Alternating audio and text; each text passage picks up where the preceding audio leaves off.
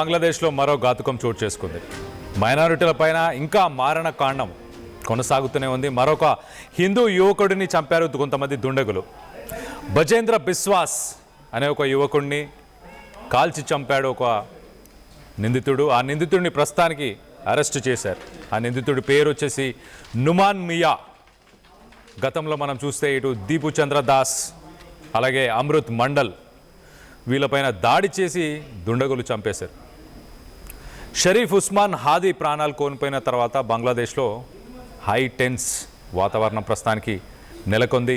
మరోవైపు హిందూ కుటుంబాల ఇళ్ళని టార్గెట్ చేస్తూ దుండగులు నిప్పంటిస్తున్నారు, దాడి చేస్తున్నారు. చాలామంది ప్రాణ భయంతో బతుకుతున్నారు అక్కడ బంగ్లాకు సంబంధించిన హిందువులు. సో మొత్తం మీద ఇప్పుడు మరొక ఇన్సిడెంట్ జరిగింది, మరొక ఘాతుకం చోటు చేసుకుంది అని చెప్పొచ్చు.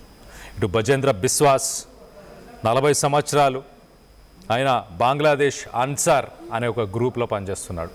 ఆ బంగ్లాదేశ్ అన్సార్ అనే గ్రూప్లో పనిచేస్తూ ఆయన ఖదీర్పూర్ అనే ఒక విలేజ్కి సంబంధించి ఒక రెసిడెంట్. సుల్తానా స్వెటర్స్ లిమిటెడ్ అనే ఒక కంపెనీకి సెక్యూరిటీగా వర్క్ చేస్తున్నాడు. ఈ మధ్యకాలంలో అక్కడ మనం విజువల్స్లో చూస్తున్నాం. ఈ మధ్యకాలంలో ఎక్కువ వైలెన్స్ జరుగుతున్న చోటు అని చెప్పుకోవచ్చు ఒక రకంగా మైమేన్ సింగ్. అలాంటి మైమేన్ సింగ్లో సుల్తానా స్వెటర్స్ ప్రైవేట్ లిమిటెడ్ ఆ కంపెనీకి ఒక 20 మంది సెక్యూరిటీ గార్డ్స్గా వర్క్ చేస్తున్నారు. ఆ కంపెనీకి సెక్యూరిటీ ఇవ్వడానికి అందులోనే పనిచేస్తున్నాడు ఈ బిజేంద్ర బిస్వాస్. ఈ బిజేంద్ర బిస్వాస్ అక్కడ వర్క్ చేస్తున్న సమయంలో తనతో పాటు ఉన్న మరొక వ్యక్తే తన కాలు మీద తన పక్కనే కూర్చొని ఒక్కసారిగా గన్ను తీసి ఒక షాట్ గన్తో షూట్ చేశాడు నుమాన్ మియా.